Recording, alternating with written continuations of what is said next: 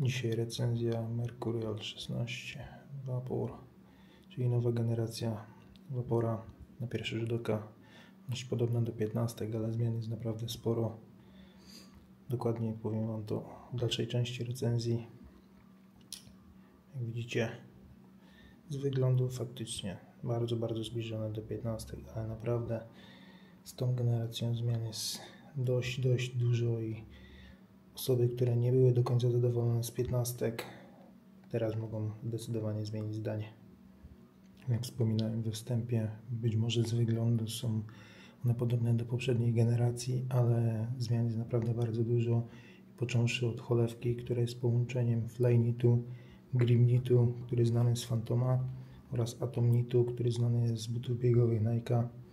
Połączenie to spowodowało, że cholewka jest teraz cieńsza, dużo bardziej elastyczna, bardziej podatna na kształt stopy, lepiej się układa w moim odczuciu, gdzie na przykład w poprzedniej generacji Vapora dla mnie było niemożliwe w niej grać, ponieważ posiadam bardzo szeroką stopę i nie było po prostu możliwości, żeby but na tyle dopasował się, szczególnie w okolicach tutaj palców i śródstopia, więc po prostu odpuściłem sobie tamtą generację. Tutaj jest znacznie lepiej przez zastosowanie Flyknitu, który, jak wiecie, bardzo dobrze się poddaje, rozciąga do stopy, także tutaj nie powinno być problemu nawet dla osób z szerszymi stopami. Jak już wspominałem, pierwszą zmianą w cholewce jest zastosowanie tutaj Gripnitu, który jest znany z Phantomów. Nie jest to może identycznie 1 do 1 przełożenie jak w Phantomie, gdyż tutaj jest on nieco może bardziej tępy, może nie tak agresywny, ale nadal bardzo mocno czuć tą fakturę. Szczególnie w kontakcie z piłką na pewno odczujecie różnicę w porównaniu do Vapora 15, gdyż tam teoretycznie też ta faktura była tępa, ale na pewno nie dało się kontrolować piłki w ten sposób jak tutaj, bo po prostu dużo lepiej klei się do nogi. Kolejną nowością, tym razem w drugiej części buta, jest zastosowanie Atomnitu, czyli lekkiego materiału znanego z butów biegowych Nike'a. Miało to na celu zmniejszenie wagi, ale jednocześnie nie rezygnując z komfortu, i trzeba przyznać, że udało się to całkiem nieźle, mimo że materiał jest może nieco mniej elastyczny jak w przedniej części.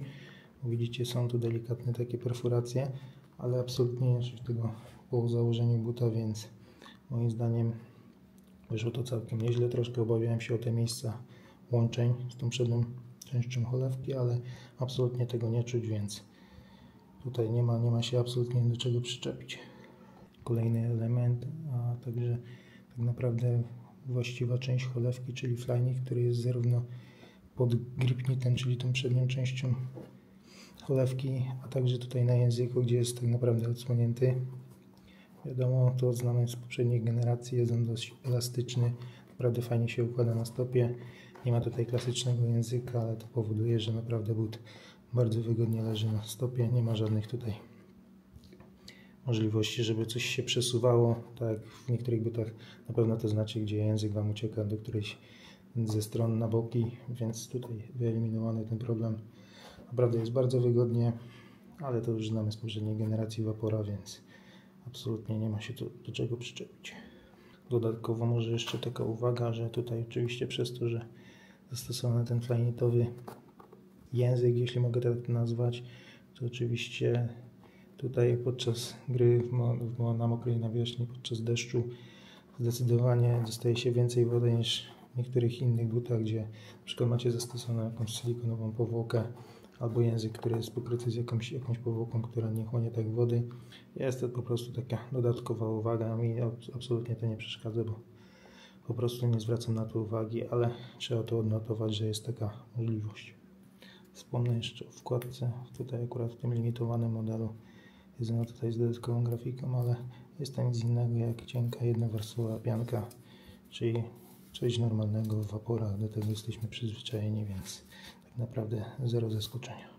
Poduszka gazowa AirZoom na 3/4 długości buta, także postawiono tutaj na komfort i zniwelowanie wszystkich przeciążeń tej przedniej, najbardziej responsywnej i najbardziej narażonej na wszystkie przyspieszenia części buta, ale o tym za chwilę.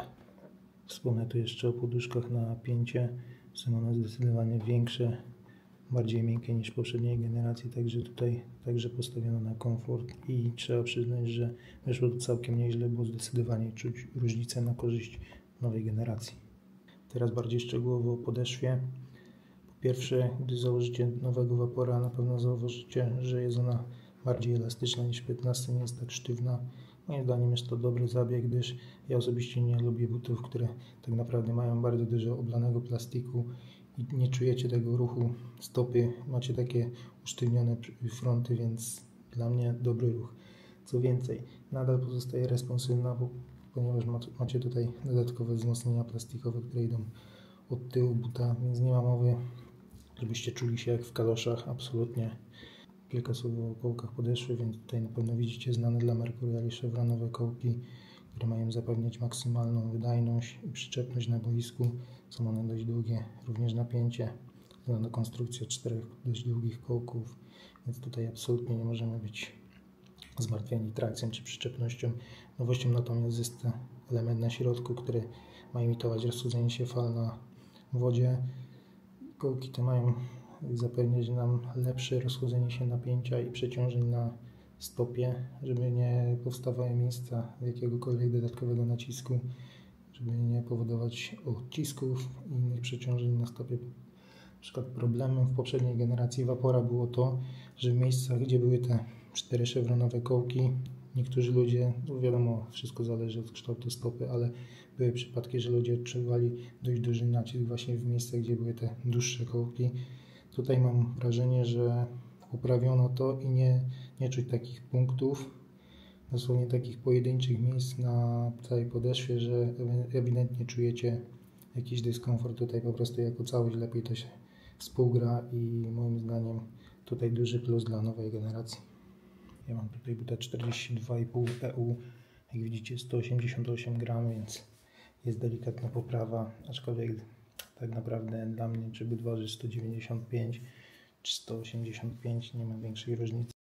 Podsumowując, nowe Mercuriale, w tym wypadku Vapor, to naprawdę duża zmiana moim zdaniem na plus, ponieważ przede wszystkim nowa cholewka, która jest bardziej responsywna, dużo bardziej miękka, dużo łatwiej dostosowuje się do stopy, więc na pewno będzie pasować większej ilości osób, szczególnie osobom o szerszych stopach.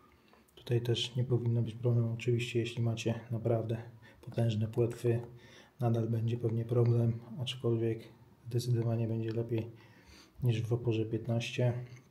Dodatkowo podeszwa z technologią Zoom, która dość dobrze amortyzuje. Nie znajdziecie tego uczucia w żadnym innym bucie, bo mimo że jest to oczywiście marketing, to jest czuć delikatną różnicę w stosunku do innych butów dostępnych na rynku. Dla mnie jest to zdecydowanie jeden z lepszych modeli Mercuriala. Ostatni chyba tak dobry to były 13, również wykonane z flenitu, więc na pewno ci, co pamiętają, wiedzą dokładnie o co chodzi. Te są bardzo podobne, bardzo wygodne.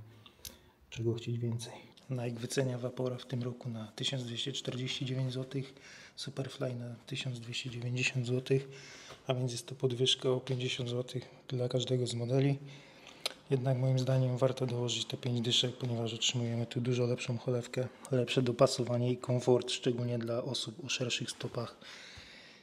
Macie buty tak samo lekkie jak poprzednią generację, ale za to lepiej dopasowane.